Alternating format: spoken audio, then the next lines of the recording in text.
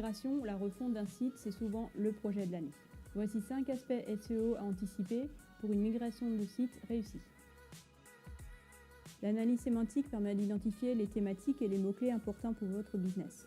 Ceux qui sont recherchés par votre cible, ceux sur lesquels les concurrents se positionnent et ceux sur lesquels vous voulez vous positionner. C'est sur ces éléments que vous allez construire la structure de votre nouveau site. Il faut donc anticiper ce point bien avant la migration. Il s'agit de lister et de faire mettre en place par vos équipes de développeurs tous les éléments techniques importants sur votre site.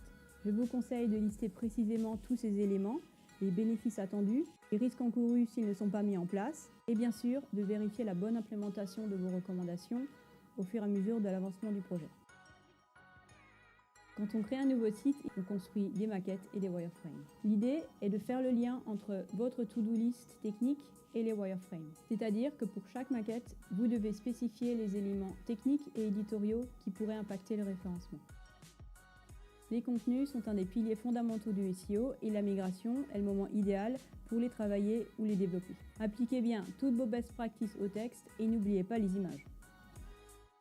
Pour éviter les erreurs 404 ou toute autre perte de popularité, il faut absolument que les URL de votre ancien site redirigent vers des pages de votre nouveau site. Pour construire votre tableau de redirection, je vous conseille de consulter des outils de crawl, Google Analytics et la Search Console pour identifier les URL génératrices de trafic et être sûr de les prioriser.